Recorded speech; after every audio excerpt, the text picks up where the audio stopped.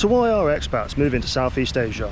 Well, I think there's a few major reasons, which there of course has to be, because there's got to be a reason once people come out here and they get home, they pack everything up they own and they head on out here for the rest of their lives. So let me break them down for you, starting with probably the most obvious one. The lower cost of living, because Southeast Asia offers significantly cheaper rent, food, bills, transport, nearly everything when compared to the West. And more importantly, it's the quality of life you can get for the price you can get it. I mean, that's the thing that people tend to forget. Yes, it is cheap and that's great and everything, but even if the prices were the same as they were in the West, I'd still prefer the quality of life out here. And I think that's what most people get hung up on. They get hung up on the prices and I think that's the only reason people tend to move out here. And well, it's probably a major reason for some, but it's definitely not the only reason. So when you factor in all the other reasons people might move out here, it becomes pretty clear why they do. So before I jump into the other reasons, delete the Skyscanner app while you still can.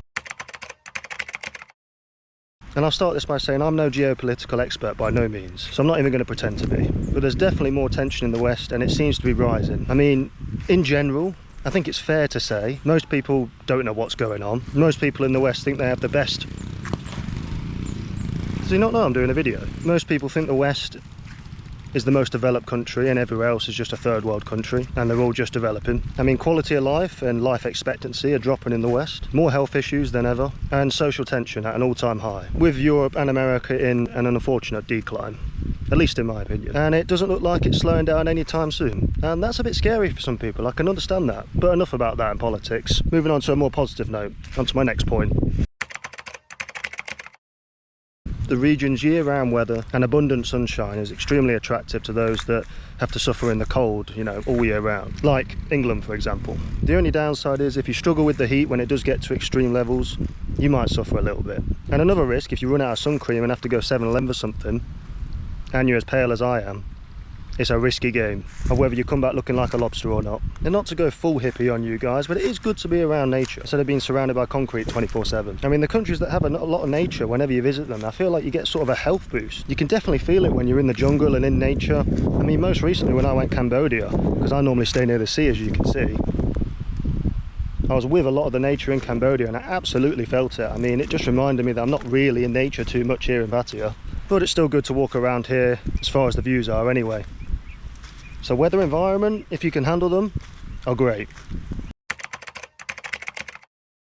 And for many, moving to Southeast Asia does give you sort of a break from the regular 9-to-5, grey, cold environment, and also a chance to escape the high stress, high cost of the Western cities. I mean, it's a more relaxed life with a focus on remote work. And this is why a lot of digital nomads end up out here, because they might be seeking adventure or a more chilled, laid-back lifestyle, a better work-life balance, and a sense of community. I mean, it all depends what they're looking for. And as far as a lifestyle upgrade in Southeast Asia, everyone seems to think it's cheap, but you couldn't pay me to go back to England. I mean, the food, the people, the weather, the mindset, and even the opportunities can't even be compared to back in the West. And the fact that it's as cheap as it is now is just a bonus, you know, the cherry on top. And when it comes to social, safety and even freedom here, I mean, I'd argue Asia is probably more social. I mean, yes, there is the language barrier, but everyone's super friendly.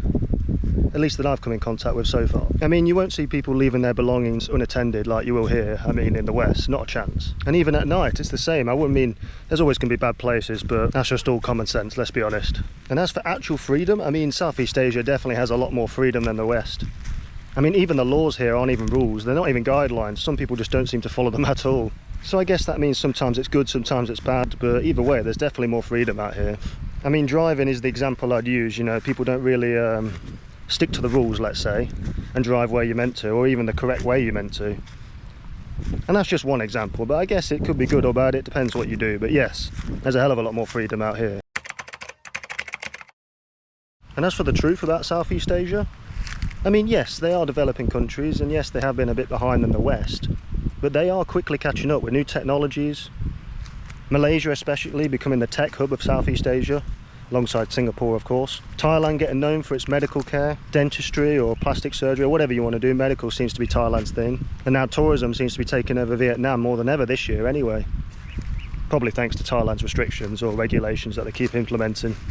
So if you're a fortune teller and you're placing your bets on the future in the next 10 years, I'd place bets, well I am placing bets on Southeast Asia. With the West and the decline and Southeast Asia on the up and up, I only think it's going to get better and better. And yes, the prices may rise along that, but that's not to be surprised. I mean, you go back 10 years in Thailand, they were a hell of a lot cheaper than they are now, so That's always going to be the case as it develops further and further. To touch on, I do like Asian values as well. They value the family very highly. I mean, they respect their elders, and I can fully respect that. That's the way it should be. And there's obviously many more reasons for why people move out to Southeast Asia, but those are the major ones, I think. Now, if there's any other major ones I've missed, leave them in the comments below, and I'll see you guys in the next video.